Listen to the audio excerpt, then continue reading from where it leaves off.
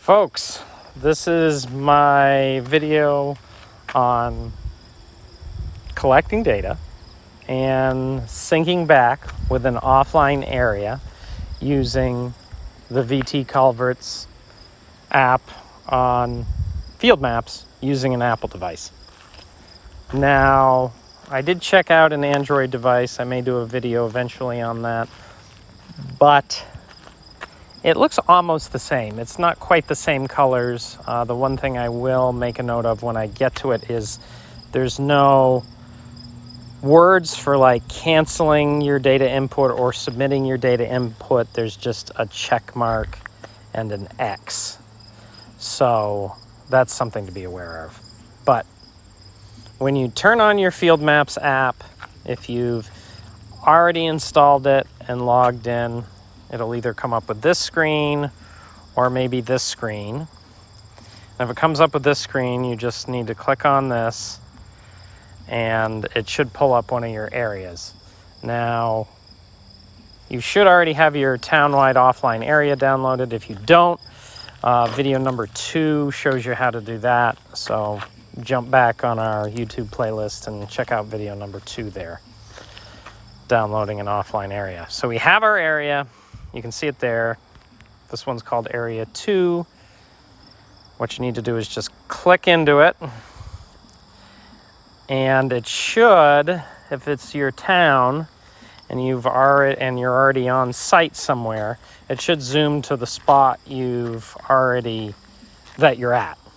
And it should be on that already downloaded area. In my case, I've just downloaded a real small area for this section of road that's near our offices. You'll see white areas around it there where I didn't download any other areas. That's why. So what we can do now is this button in the upper right here is a button that centers you on your location. If you hold it down, you can see what just happened. It spun us around to making north true north, but if we want to spin ourselves around just so it's vertically in our screen, we can do that. So now we're there.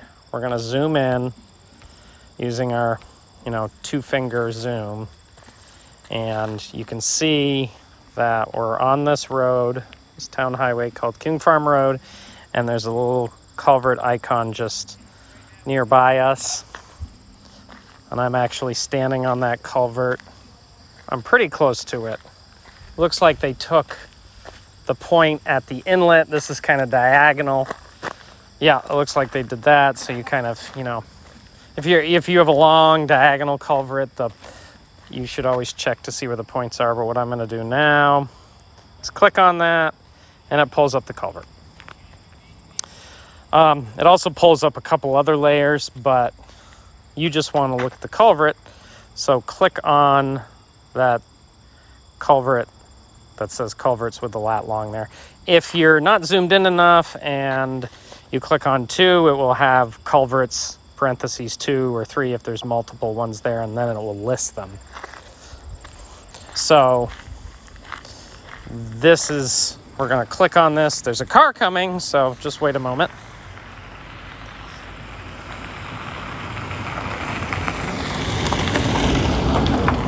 Okay, this is a real video and we have traffic. So now I'm going to click on Culverts and it pulls it up. You have to kind of use this little bar to move it up, and now you can see everything. The first thing you can do is kind of scroll through it and look at it, and then scroll back through.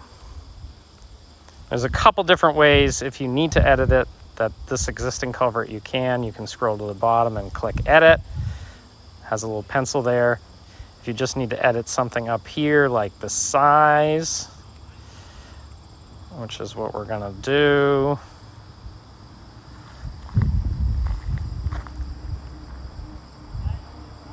We're gonna click on this little pencil. And I've moved kind of down to the outlet here, so it's in a different spot. If you need to update the location because it's not in a good spot, you can click update point. I'm not going to do that. If you want to take a photo of it, there's a take a photo thing. It'll ask you if you want to access the camera. You can say okay. And then you can take a photo of the outlet. This is the easiest to get to culvert outlet, nice and well mowed. That's why I picked it. Then you can click use photo.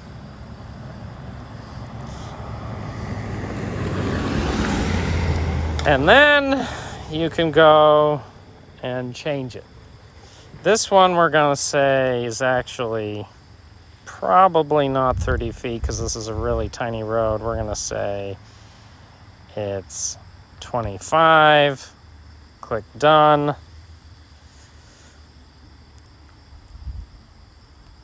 Now it's probably 30, so I'm just going to put it back to that.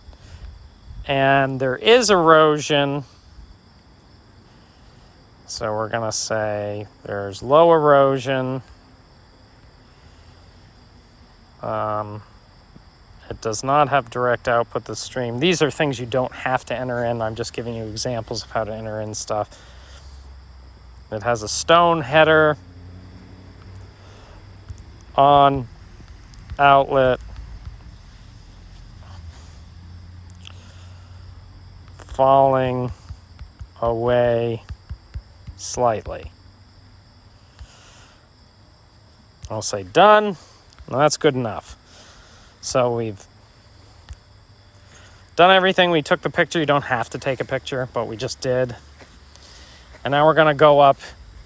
If you're, for some reason, working on the wrong one, you can click cancel in the upper left. Or if you've done everything right, you can click submit in the upper right. Now remember, if you're using Android, the submit will be a check mark. The cancel will be an X.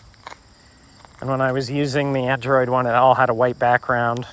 So that's how that looks. So we're just going to click submit. And it says submitted.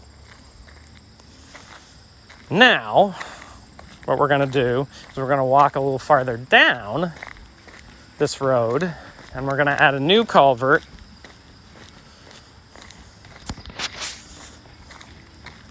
A little farther down.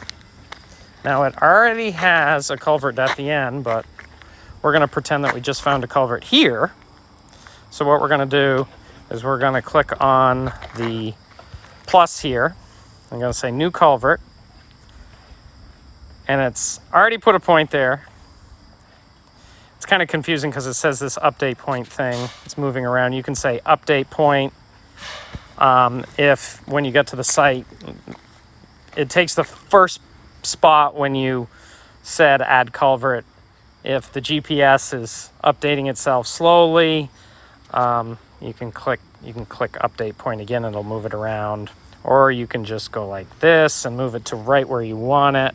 You can see that, and then click update point. Doesn't matter, it's going to be close enough. So we got that. It should auto-populate the town, the road, the segment ID, and then you, of course, need to fill in all this stuff. What's the condition? If it's a brand new one, those are probably the ones you'll be putting in. It's going to be excellent. It's probably going to be plastic corrugated. It's probably going to be a drainage culvert. You don't have to put the header material in, but you have to put the length, width, and all that stuff. 30, 18, 18 culvert type. It's a round. And then you can see the required ones have these little asterisks after them. And I think we're good. Didn't take too long here. You can leave all these other blank if you need to. One good one I like to put in, it auto-populates this for you when you do the, when you do it, it puts in the inventory date, but I'm trying to find it here. Year built, there it is. Let's put that in just to be sure. Done. And then we're all good. And then we can double check everything. And then all we do, you want to take a photo, you can. You just hit that photo button. And then click submit. Oh, Unable to submit. 2 attributes failed. View. Oh, I needed a local ID. So we're going to put, maybe it's in between 13 and 14. So we're going to put 13A.